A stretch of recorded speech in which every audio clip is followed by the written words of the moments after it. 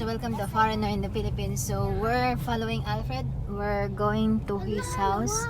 This is the first time that we see his building. He built a house here. He came, if you're following the videos, he came from Germany and then stayed in Thailand for years, number of years, and now he's happily settled in the Philippines. So it's a trick today because we've been losing him and then finding him, and then suddenly we just said, okay, let's have lunch because we cannot find him anymore. And then suddenly when we got the lunch ordered, he suddenly show up outside the restaurant. So now we're able to do an... It's gone through the traffic light, right? Wait. So as we'll see his house. This is the town of Taliban. So we'll find out how long drive going to his house. Before, when you arrive here, Terence and I arrived here 6 years ago when we just stayed here permanently.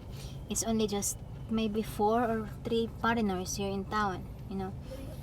Or if we came to town, maybe just couple. And it's occasionally, you know, it's not all the day that we see a foreigner if we come.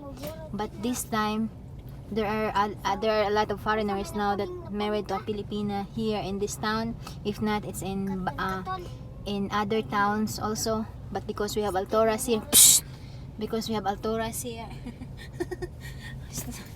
saba in town of mag-video ko. Ganyan man tingog mo nakita and dungog. Yeah, so once we got there are some foreigners also that been settled in other towns, but because we have Altoras here and Jollibee and Bangs here, there's a center, and there's a checkpoint. Yeah, checkpoint. There's already what's it called, that traffic light. So where is Alfred now? He's up ahead. He hasn't got too far ahead.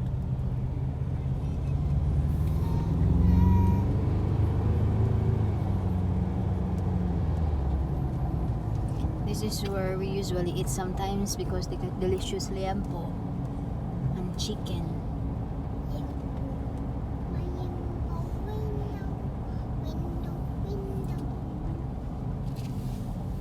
Why is he racing?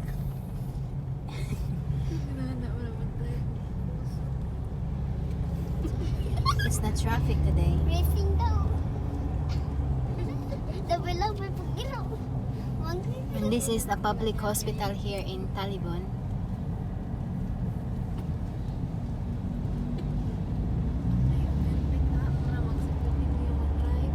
They're doing road widening there.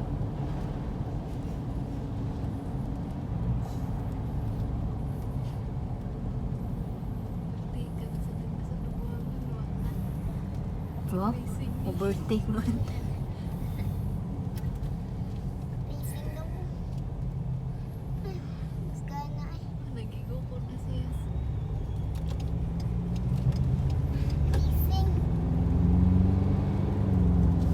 It's been raining the whole night this morning, but now it's just small drops of rain. But the clouds are still dark.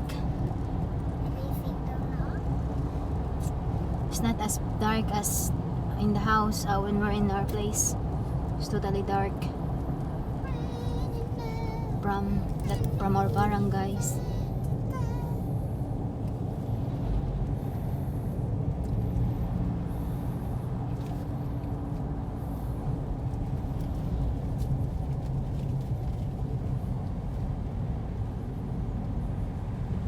Oh, it's quite far from town.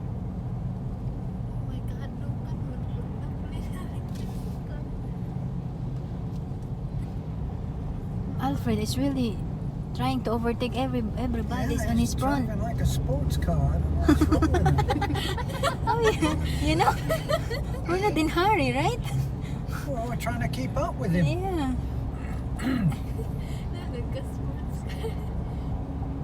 Drive fast and trying to overtake everybody's in his front. There's a tricycle ahead of him. I'm sure he's gonna overtake also on that dump truck.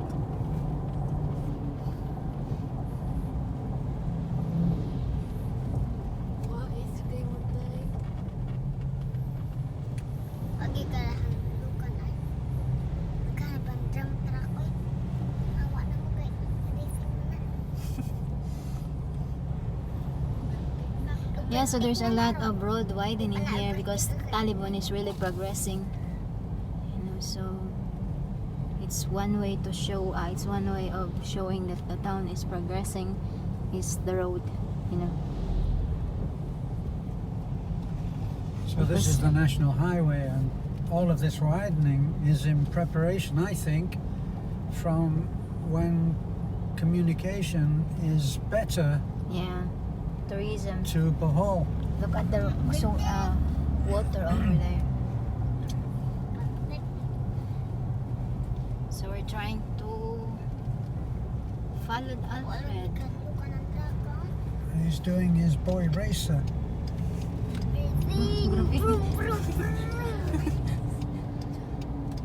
No wonder why we cannot find him to this morning. Because we're trying to catch him and he's drive like very fast.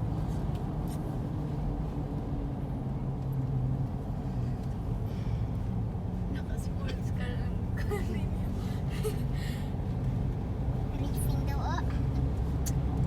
Layuan na sa atong girasingan ay. See, some of our subscribers think I'm driving fast, but look, Alfred is just in a multi-cab, La, and wala pa doy. he's leaving us behind. And all the time, while we seem to be driving fast, we're being overtaken by multi-cabs and motorcycle scooters. Piyaan na tan.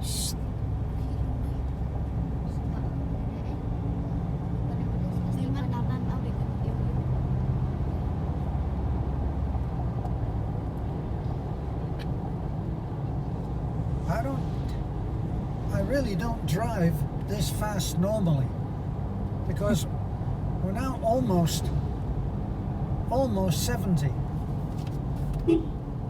Yeah, and especially there's some which I dogs. prefer not to drive Yeah, because there are around some 60, which is about the fastest now. But you can see Alfred is way ahead and overtaking everybody. Yeah, because it's very difficult because there are some dogs that passing and sometimes kids are Dogs, kids, you know, and tricycles. motorcycle are trying to overtake you. Just think that they have unlimited. See, and look, right now to keep up with Alfred, we're doing almost 80 kilometers, almost 80 an hour. We don't do this. 80 is my overtaking speed.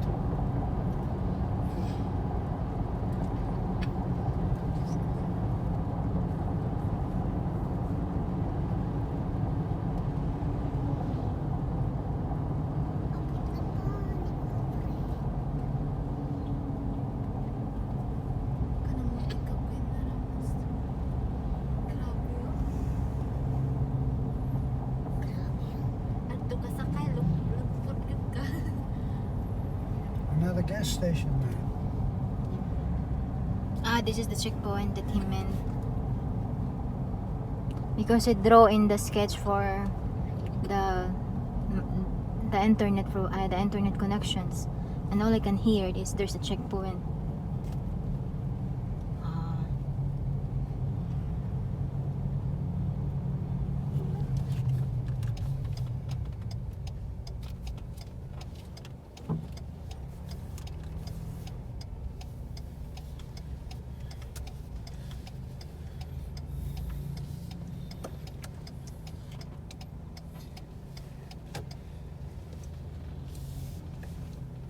Can you look on there, see how Very we're doing for close. that motorcycle? Very close, darling. Very close is not a measurement. How far are we from it? This age. Wait, the man come to get his motorcycle. Wait, the man here now. We're past him. He's gonna get. Yeah, so again, please like, comment, and subscribe. So